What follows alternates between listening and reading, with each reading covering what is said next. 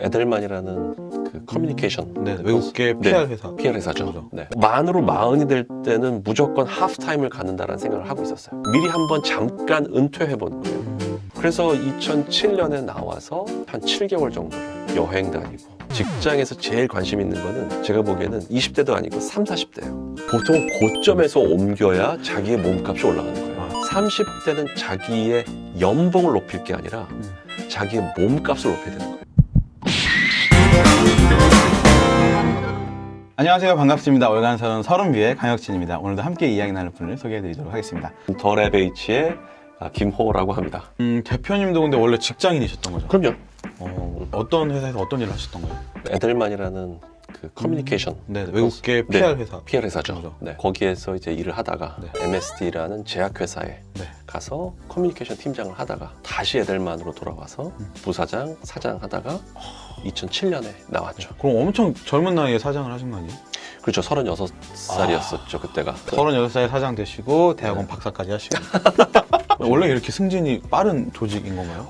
워낙 그때 그 산업 자체 그렇게 오래 이렇게 일을 하는 사람들이 이렇게 많지는 않았던 것 같아요. 요즘은 훨씬 더 많죠. PR 회사 다니면서 커뮤니케이션에 대한 전문성이나 경험을 쌓는 게 저한테는 굉장히 중요했었고 재미있었고 앞으로도 그걸 하고 싶었었고, 지금 제가 이런 얘기하면 제 와이프가 굉장히 욕을 하는데 한때는 일요일이 되면 월요일이 기다려졌어요.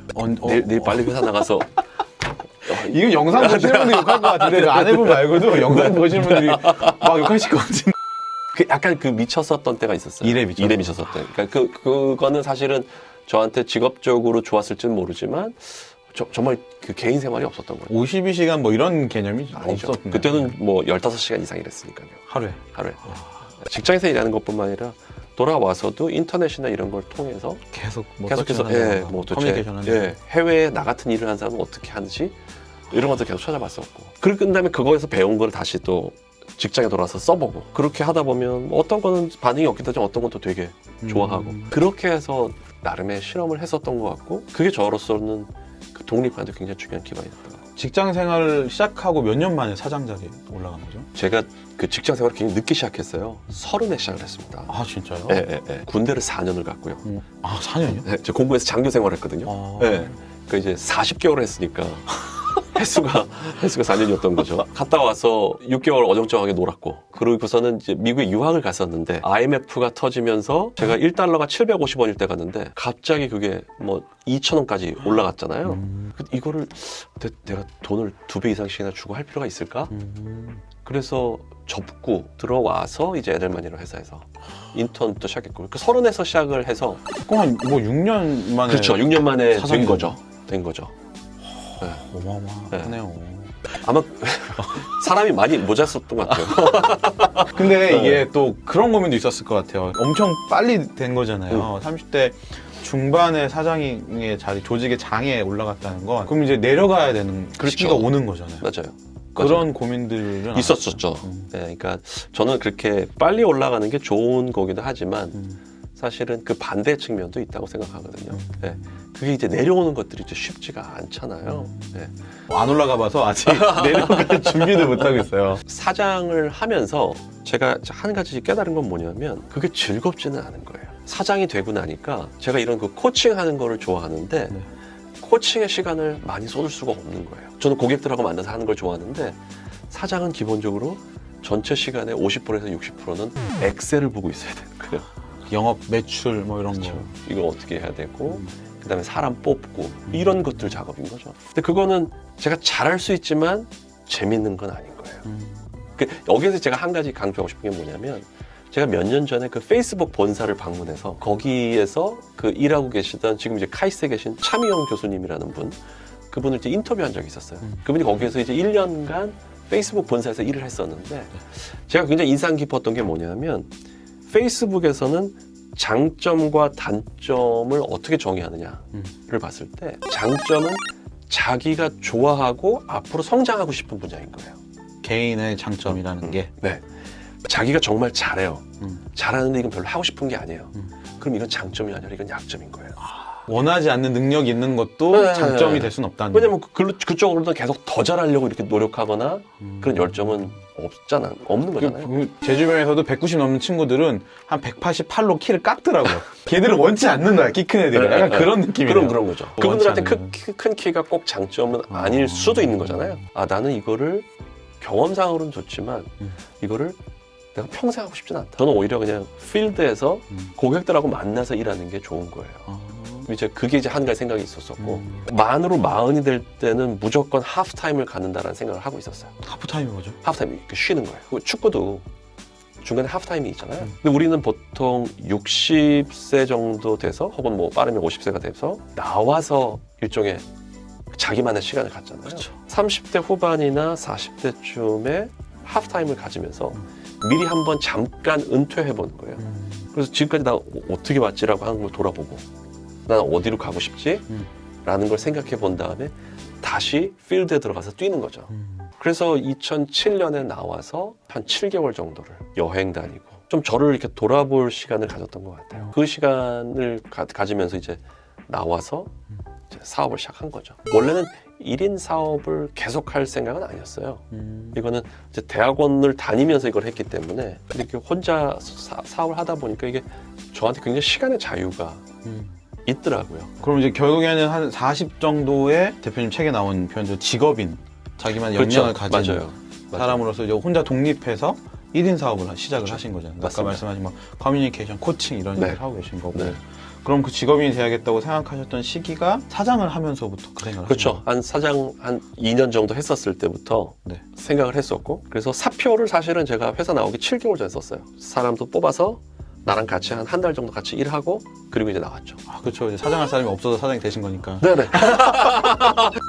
월요일이 기다려질 정도로 일을 열정적으로 하시면서 직업의 역량을 쌓는 준비를 하신 것 같은데 그거 말고도 내가 나 혼자 나가서 사업을 할 수 있을 만큼의 역량을 쌓아온 노력들이나 그 준비 과정들이 있으셨을 것 같은데 네. 어떤 게 있었어요? 뭐 제 회사 이름이 Lab H인데, The Lab H인데 그 실험실이란 뜻이잖아요. 네. 실험을 직장을 다니는 동안 했었던 것 같아요.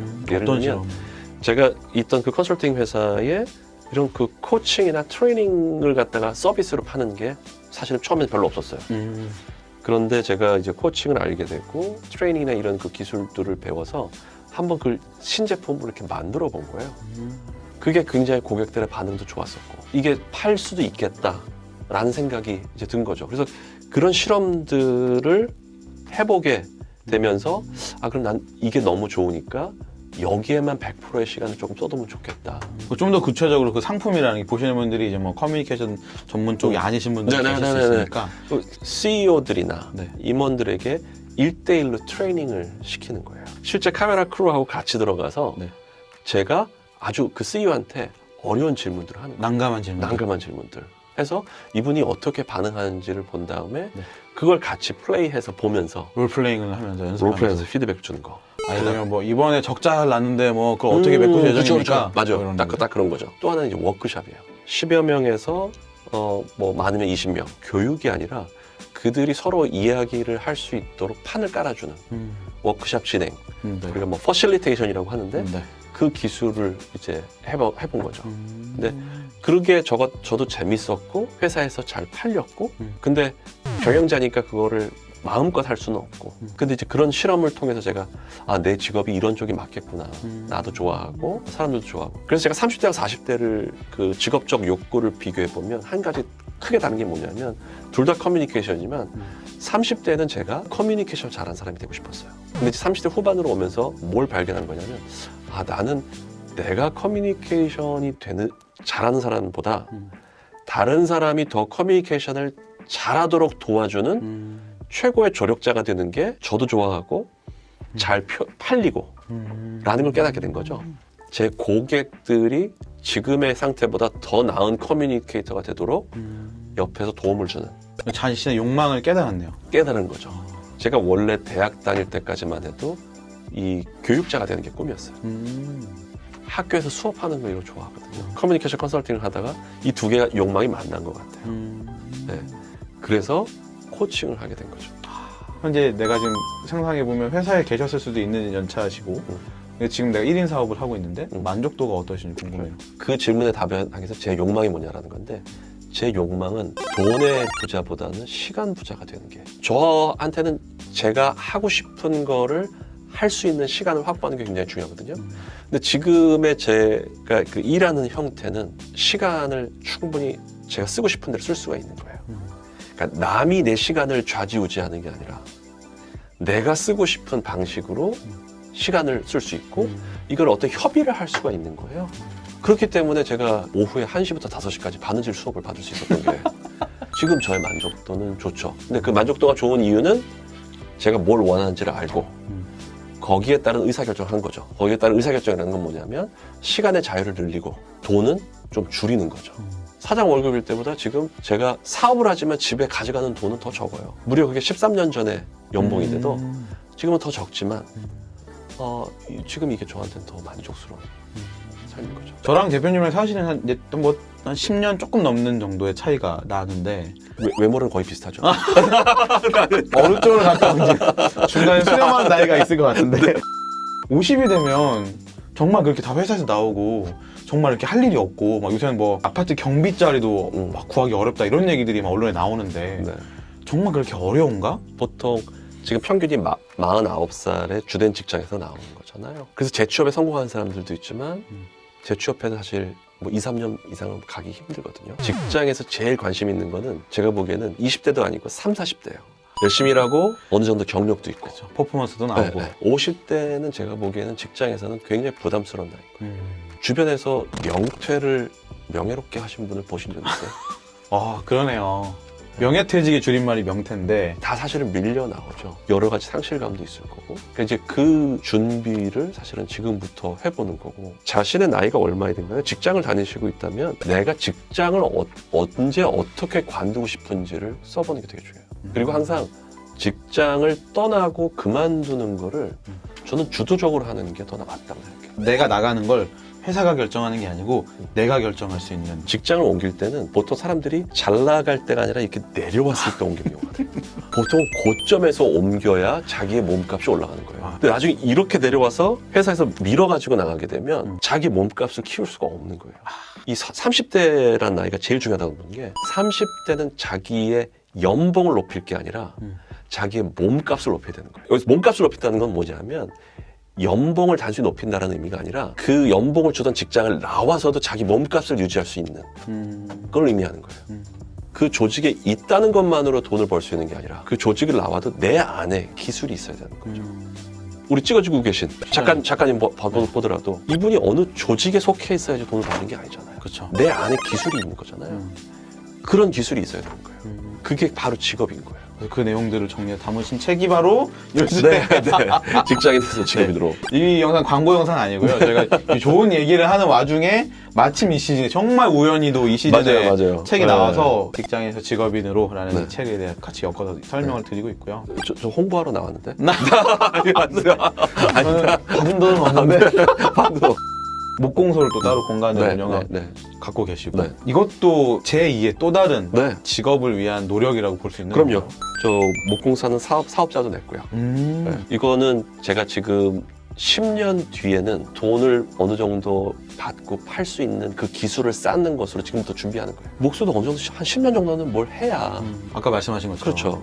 자기의 경력도 쌓이고 그러는 거잖아요. 이게 얼마나 좋은 거냐면 한 60이 되면 돈 벌 수 있는 수단이 사실 사라지는데 맞아요. 60이 됐는데 돈 벌 수 있는 기술이 하나 생기는 거잖아요. 옛날 어른들이 야 너 공부 못하면 가서 기술이나 배우잖아요. 네. 그것처럼 틀린 말이 없어요 이 시대에. 50에 나와서 국민연금 받을 때까지 10년 이상을 그쵸. 그냥 버텨야 되는 거잖아요. 퇴직금으로 10년을 버티기 보통 그걸로 해서 치킨집을 차렸다가 쓰라린 결과를 30대가 제일 중요합니다. 30대 40대는 이런 말씀은 좀 그렇지만 40대는 조금 늦은 감이 있어요. 40대면 뭐 안 하는 것보다는 하는 게 좋지만 하는 게 좋지만 30대보다는 훨씬 선택의 폭이 줄어듭니다. 30대는 밖에 나가서 뭘 실험을 하다가 안 돼서 돌아와서 해도 직장에 다시 들어가서 일을 할 훨씬 더 용이하죠. 비교적 몸이 가벼운 상태에서 어떤 실험들을 해보실 수가 있잖아요. 저도 그래서 회사를 나온 게 36살에 나왔었고 그때 생각이 한 2, 3년 한번 해보고 안 될 것 같으면 빨리 다시 네. 회사로 돌아가자 맞아요. 라는 생각을 했었던 거예요. 못 돌아갈 것 같아요. 이 영상을 보시는 30대 여러분들은 지금 직업을 쌓는 노력들을 많이 해보시면 좋을 것 같고요. 40대 분들도 너무 네. 상심하지 마시고 시도해보시면 좋을 것 같습니다.